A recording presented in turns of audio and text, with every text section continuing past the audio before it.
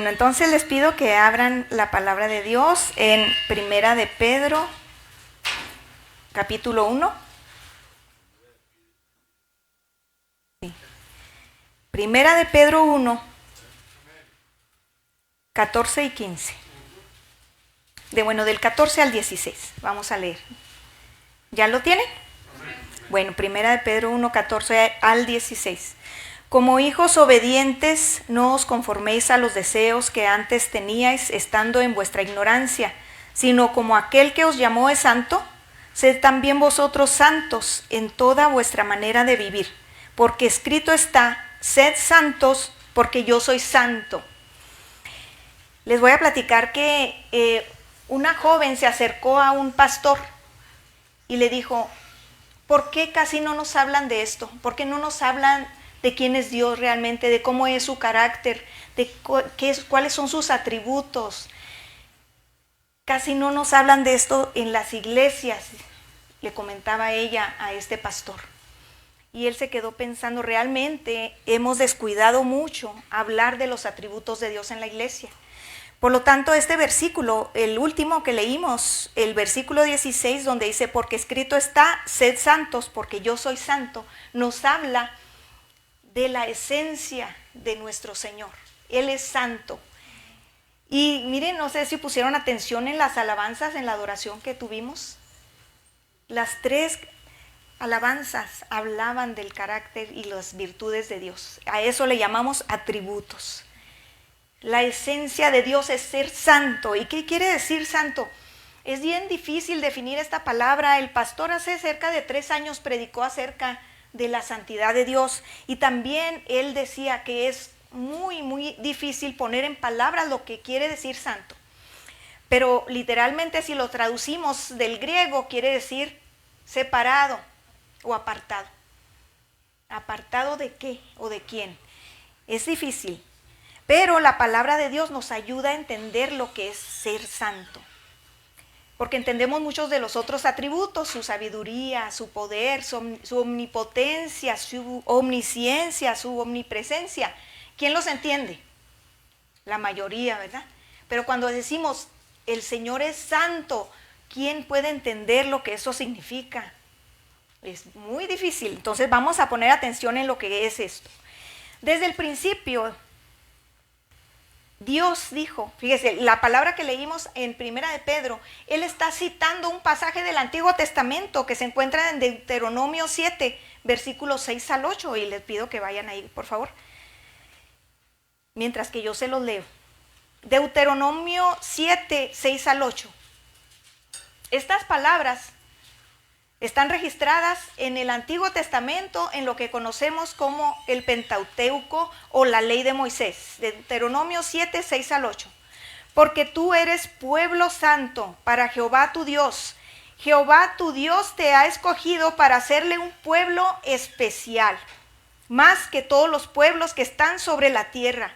No por ser vosotros más que todos los pueblos os ha escogido Jehová y os ha querido Jehová y os ha escogido, pues vosotros erais el más insignificante de todos los pueblos, sino por cuanto Jehová os amó y quiso guardar el juramento que juró a vuestros padres, os ha sacado Jehová con mano poderosa y os ha rescatado de servidumbre de la mano de Faraón, rey de Egipto. ¿Quién recuerda esa historia? Hasta los niños se la saben. Cuando Dios saca al pueblo de Israel de Egipto. ¿Los niños lo recuerdan? Que lo lleva 40 años por el desierto. ¿Sí lo recuerdan o no? Bueno, en este pasaje estamos leyendo que Dios dijo que Israel era el pueblo santo de Dios. Entonces, desde el Antiguo Testamento vemos esa palabra, santo, apartado. Cuando dice Dios, porque tú eres pueblo santo, lo que está diciendo, porque tú eres pueblo separado para Dios. Le dijo esto a Israel, estando ellos en Egipto, lo sacó de allí. Los israelitas no eran mejores que otras naciones, no eran, al contrario, estaban esclavos en Egipto. ¿Eran los peores? Tampoco eran los peores, pero no los sacó por eso, sino porque Dios los amó. Dice aquí que en el versículo 7, dice, erais el más insignificante de todos los pueblos, A nosotras, a mis hermanas y a mí, nos han dicho que cuando recién nos conocen, les parecemos muy insignificantes, y sí es verdad, pues es que no tenemos nada llamativo en nosotras. Gloria a Dios por eso.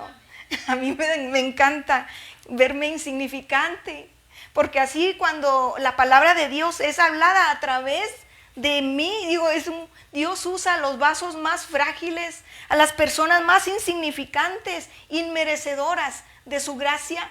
Qué hermoso es Dios. Eso me da hasta escalofríos, hermano. Que de un Dios soberano y santo y todopoderoso, apartado de todo lo creado, diferente, un Dios especial, un Dios bueno, se fije en criaturas insignificantes. Pues así se fijó en ese pueblo, en Israel, cuando estaban esclavos en Egipto. Y así les dijo: tú eres pueblo santo para Jehová tu Dios. ¿Qué quiso decirles Dios con que tú eres pueblo santo? Les dijo: tú eres un pueblo apartado, tú eres un pueblo separado, tú no eres como los demás pueblos. No, Señor, tú eres un pueblo especial porque Dios te hace especial. Desde el momento en que Él los separó a ellos, ellos comenzaron a ser especiales. Antes de eso no eran para nada especiales. Ese pacto lo hizo con Abraham, estando él allá en Ur de los Caldeos, y le dijo: vete de tu tierra y de tu parentela a la tierra que yo te mostraré. Una tierra que no parecía que valiera nada, una tierra habitada por los cananeos. Allá lo mandó el Señor. Sin saber a dónde iba, él se fue, obedeciendo la palabra de Dios, que le dijo: vete de tu tierra y de tu parentela, y yo haré de ti una nación. Y es lo que nosotros estamos comprobando aquí en Deuteronomio 7, del 6 al 8, donde Jehová les dice: porque tú eres pueblo santo para Jehová tu Dios. Él te escogió para hacerle un pueblo. Entonces ya estamos entendiendo lo que quiere decir santo: separado o apartado para un propósito especial. Esa es la parte número 2 de esta conferencia. Que Dios apartó una nación entera. Dios formó un pueblo para que fuera suyo, apartado y diferente, como Dios es diferente y apartado. No les puedo hablar mucho más de cómo está Dios apartado y a la vez está en medio de nosotros. Es a través del Espíritu Santo solamente que lo podemos ver, pero no está para explicarse en palabras. Ustedes mediten en eso en su hogar y pídanle al Señor que les hable cómo es ese misterio tan grande. Pero sí sabemos que Dios está apartado. ¿Apartado de qué? Apartado de todo, porque es único, diferente. No hay nadie como Él. Bueno, entonces, siendo Él así único y diferente, Él quiso manifestar a través de un pueblo cómo era ser diferente y apartado. Entonces, ¿qué es lo que pasa? Después del Antiguo Testamento vemos que viene el Señor Jesucristo, el Santo de Santos, ¿verdad? Apartado, único, ofreciendo una ofrenda perfecta que ningún animal podía llenar esas cualidades, esos requisitos, como veíamos en los rituales para ser santificados y para ser redimidos, para ser perdonados de pecados. En el Antiguo Testamento era necesario presentar un cordero de un año perfecto. Bueno, pues Jesús llegó, tomó forma de hombre y entonces se presenta como el Cordero de Dios que quita el pecado del mundo.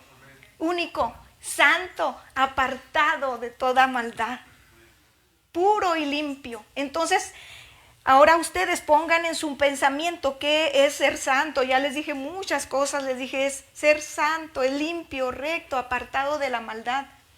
Así Él quería reflejar esa santidad a través de la gente.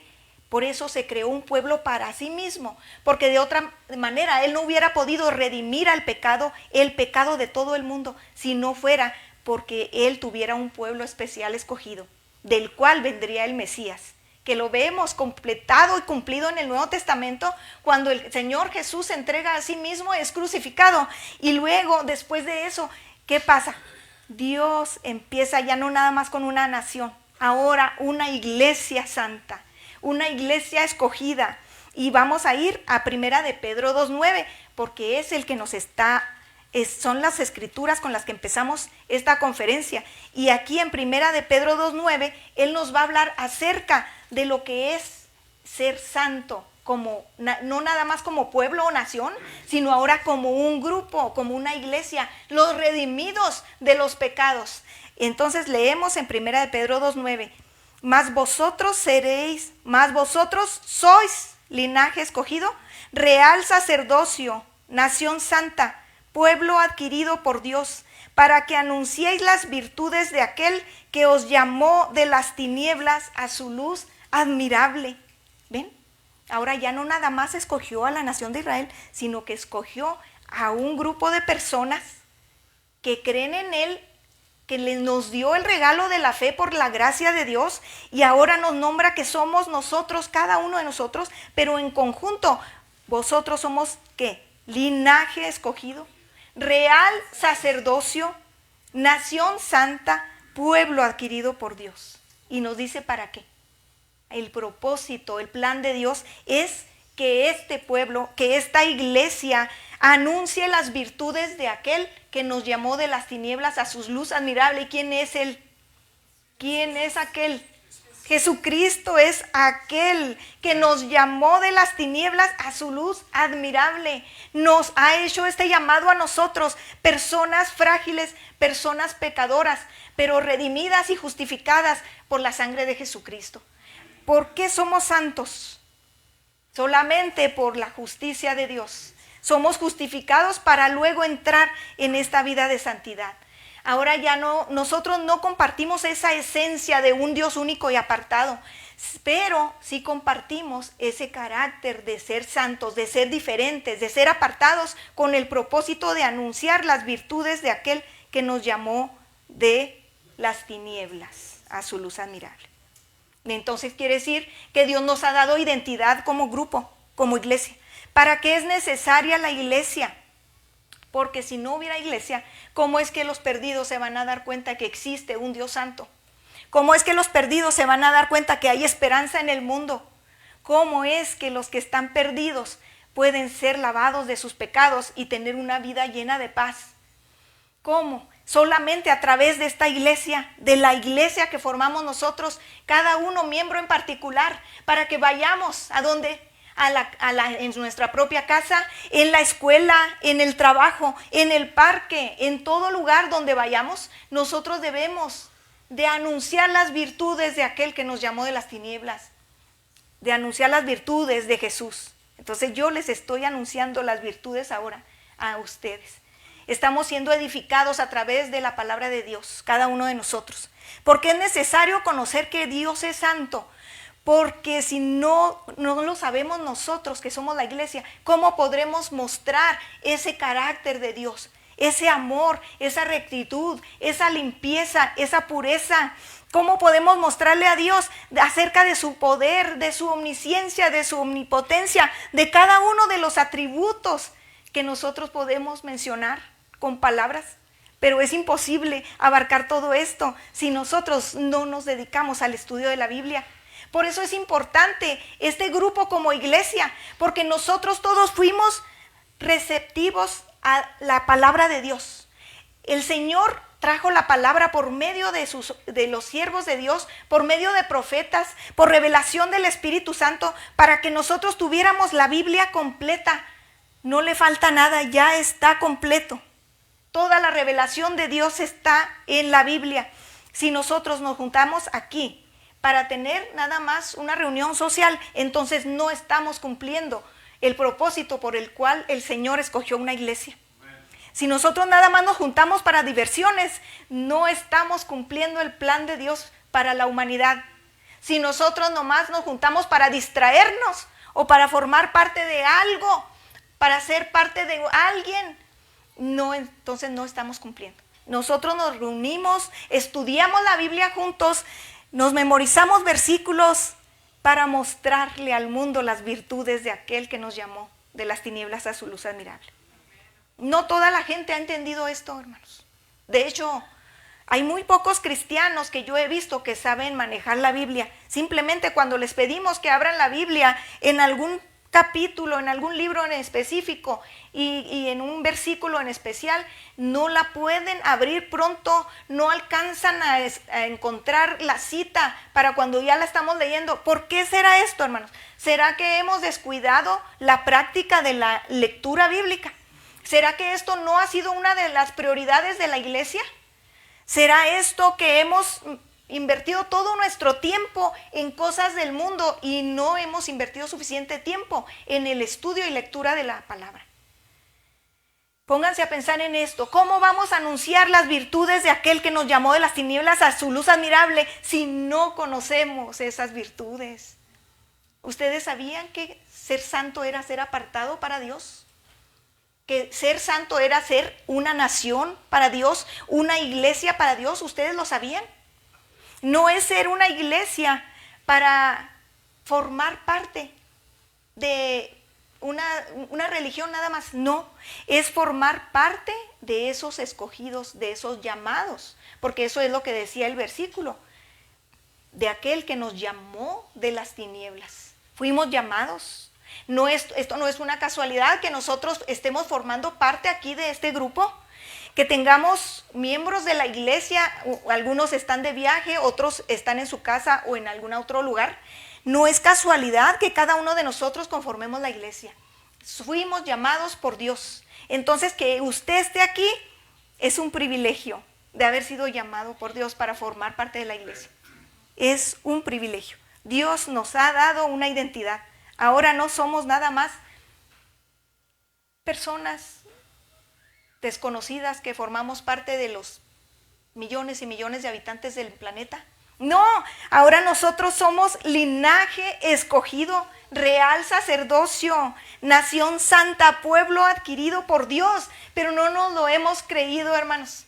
Ahí está el problema.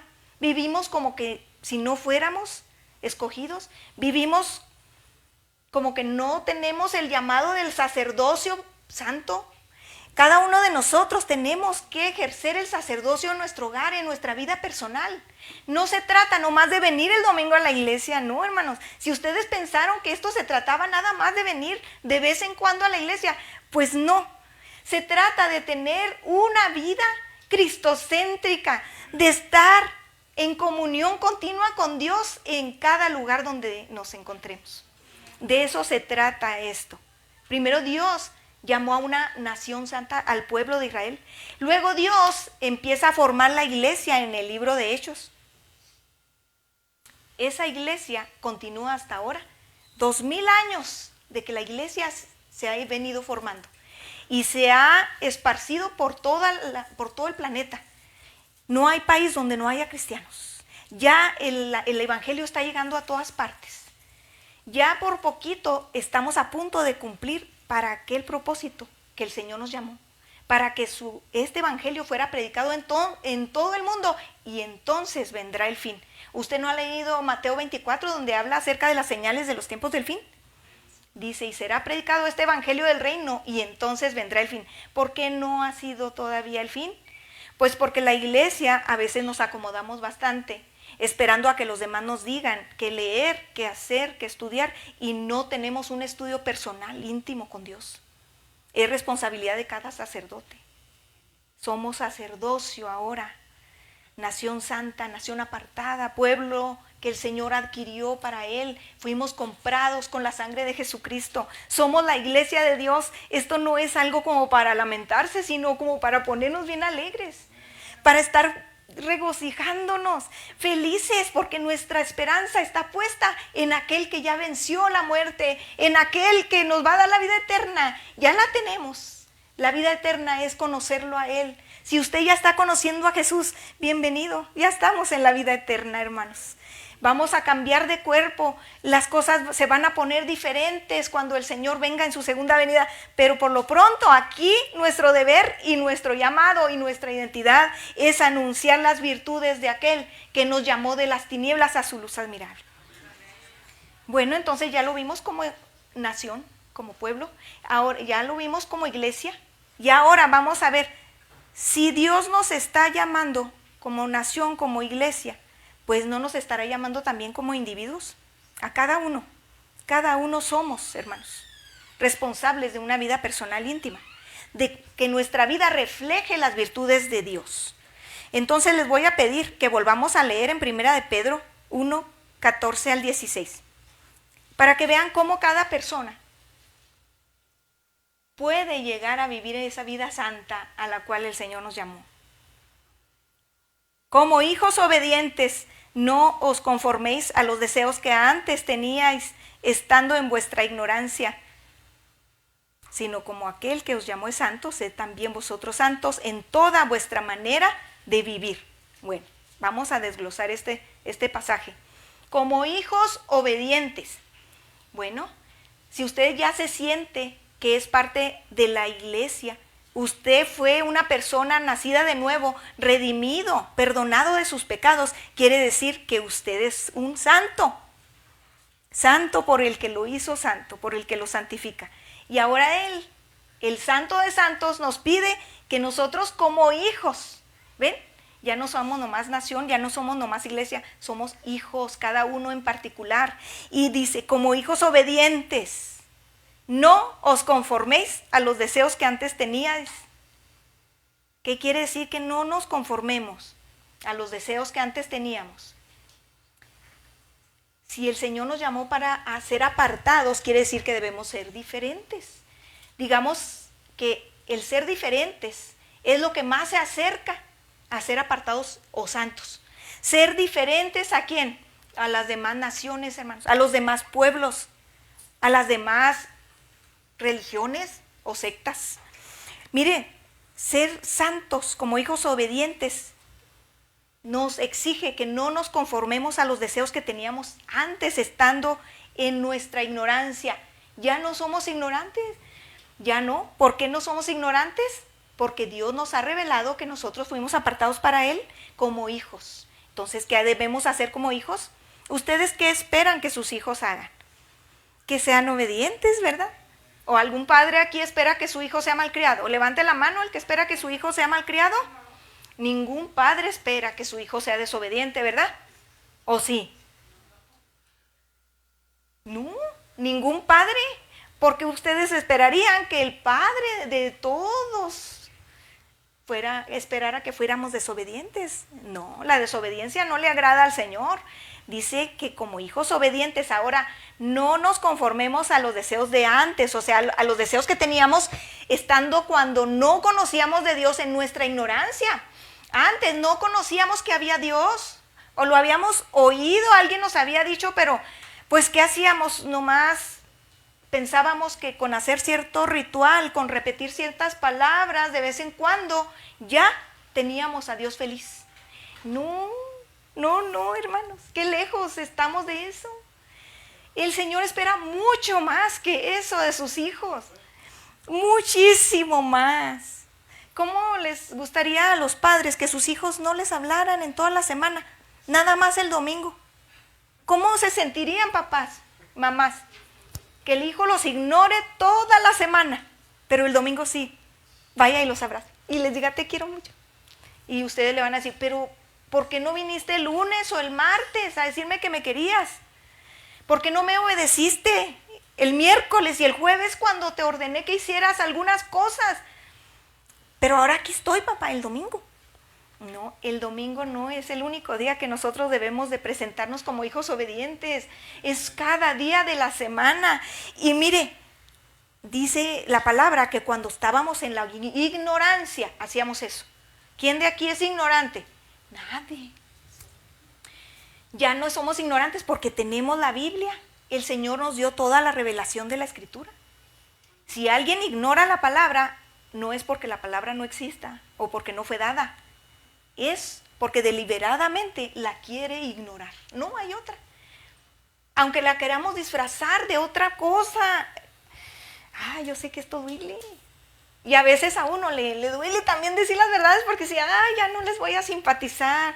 Ya no les voy a caer muy bien porque les estoy diciendo la verdad, pero de veras, si ustedes ignoran esta palabra que fue revelada durante el transcurso de casi 1500 años para que fuera compilada toda la Biblia como la tenemos hoy. Imagínense, estemos despreciando todo ese tesoro que fue reunido a través de los siglos y nosotros nomás la ignoramos. Como hijos ignorantes, estando en nuestras ignorancias, no éramos hijos más bien. Ahora como hijos obedientes, que conocemos que la Escritura fue revelada para que nosotros tuviéramos luz, para que espiritualmente estuviéramos despiertos y no dormidos. Ahora nos dice, no se conformen a vivir como antes, cuando eran ignorantes. En Romanos 12, 1 al 2, ¿verdad? El apóstol Pablo dice, les ruego por las misericordias de Dios que presenten sus cuerpos como sacrificio vivo, santo, agradable a Dios, que es vuestro culto racional. Y dice, no os conforméis a este siglo, sino transformados por medio de la renovación de vuestro entendimiento, para que comprobéis cuál es la buena voluntad del Señor, agradable y perfecta. Entonces eso es no conformarse. Ser santo es no vivir como antes. Si usted antes hacía ciertas prácticas, si usted antes tenía ciertas adicciones, si usted antes se manejaba diciendo palabrotas, si usted antes se emborrachaba, si usted antes robaba, si usted antes mentía, pues ya no. Dice, no se conformen a los deseos que antes tenían estando en la ignorancia. Ahora el versículo 15, sino como aquel que os llamó es santo, sed también vosotros santos en toda vuestra manera de vivir. Qué bonito. En toda vuestra manera de vivir. Y es ahí donde decimos, es que no conozco toda la Biblia, no sé cuáles son, qué cosas debo hacer y qué cosas no debo hacer. Bueno, por eso vino Cristo y encarnó y vivió como uno de nosotros sobre la tierra para mostrarnos cómo vivir. ¿Cómo vivió Cristo? Allí tiene. Así viva como Él. Esa es la meta más alta que tenemos todos los seres humanos. Ser imitadores de Cristo como hijos amados. Imitarlo a Él. ¿Imitarlo en qué? En el amor. Imitarlo en su bondad. Imitarlo en su misericordia, en su gracia. ¿Acaso el Señor Jesús tenía deseos antes? ¿Deseos carnales? No, Él no tenía deseos carnales, no tenía deseos lujuriosos, no era una persona pecadora. Entonces, como Él que nos llamó es santo, seamos santos nosotros en toda nuestra manera de vivir. Pero ¿qué pasa si peco, hermana, de repente? ¿Verdad? Porque de repente uno peca sin querer. No sé si a usted le pasa, pero a mí me ha pasado que yo estoy tratando, ¿verdad? Porque yo quiero agradar a Dios, quiero estar limpia, quiero tener un corazón limpio y puro, quiero presentarme con manos limpias delante de Él, como dice el Salmo, ¿quién entrará? ¿Verdad? El de manos limpias y el corazón puro. Quiero hacerlo y de repente una persona empieza a platicar conmigo y me empieza a contar cosas de otras personas. Y ya de repente estamos envueltas en una conversación de crítica o de chisme. Y me empiezo a sentir yo muy incómoda inmediatamente porque digo, yo no tenía planeado esto. Pero hay veces que a uno la envuelven o la provocan, ¿verdad? Y anda uno lidiando con pecados ajenos. Si así se le puede decir, no es cierto, no son ajenos, son propios, porque esa persona que viene y nos empieza a decir esas cosas hace que salga de nosotros, de nuestro corazón, lo que venimos cargando. Porque todo lo malo sale del corazón, de lo que hay en nuestro interior. Entonces, si hacemos cosas malas, si hacemos obras malas, es porque adentro hay un corazón que todavía necesita ser redimido. A lo mejor todavía ni siquiera hemos entregado al Señor nuestra vida. A lo mejor todavía no nos hemos arrepentido de nuestros pecados. Entonces meditemos en eso. Si todavía caemos continuamente, vez tras vez, día tras día, en el mismo pecado, practicando la misma cosa, es que quizá todavía no hayamos sido lavados con la sangre de Jesús porque no le hemos creído, no le hemos entregado nuestra vida y no nos hemos arrepentido. Entonces, ¿qué debemos hacer como iglesia? Debemos arrepentirnos, pedir perdón. Y si de vez en cuando pecamos, dice la Biblia que abogado tenemos para con el Padre, a Jesucristo el justo. Él es nuestro abogado, pero no practique el pecado, porque los que practican el pecado son del diablo. Si alguien continuamente está practicando el mismo pecado, a sabiendas que es pecado, hermanos, tengamos cuidado. Porque sin santidad nadie verá al Señor. Y no estamos hablando de una santidad superficial, de vestirnos como el pastor. Muy continuamente nos dice eso. No se trata de la apariencia, se trata de lo que hay adentro en el corazón. Si continuamente estamos siendo orgullosos, si continuamente estamos siendo soberbios, si continuamente estamos siendo egoístas y arrogantes, entonces sí hay un problema muy grande, muy grande. Deberíamos comenzar por ahí, decirle: Señor, limpia todo mi pecado. Quítame este egoísmo, quítame este orgullo. Ayúdame a perdonar, ayúdame a no cargar con cosas que no necesito cargar en mi vida. Porque ¿cómo voy a poder anunciar las virtudes de aquel? ¿Cómo puedo ser parte de una congregación, de una iglesia? No estoy anunciando nada, más bien estoy anunciando cosas malas. Y los de afuera dicen: no, pues ¿para qué voy a la iglesia? Para portarme como tú. Eso es triste, que en lugar de anunciar las virtudes de aquel que nos llamó de las tinieblas, estemos anunciando otra cosa, una vida miserable, una vida mediocre. No, hay que decirle: Señor, ¿realmente tú me has llamado? ¿Realmente tú me has santificado? ¿He sido apartada para vivir una vida diferente? Ayúdame a hacerlo, porque me cuesta mucho trabajo. De continuo me descubro viviendo como los demás. Entonces, eso quiere decir que si vivimos y vivimos como los demás, entonces todavía estamos de aquel lado. Y eso es muy terrible y muy triste, porque la Biblia dice en Hebreos 12:14 o 10:14. Bueno, búsquenlo, ahí se los dejo de tarea. Dice: sin santidad nadie verá al Señor, porque el Señor es santo y sublime, el Señor está apartado, el Señor no tolera la maldad, el Señor no quiere el pecado. Y el Apocalipsis, los últimos capítulos, ustedes los pueden leer en su casa. Ahí dice quiénes no entrarán en el reino de Dios. ¿Por qué no van a entrar? Por practicar el pecado, el mismo pecado continuamente. Entonces, si usted está cargando con algo así, póngase de pie y dígale: Señor, te lo entrego.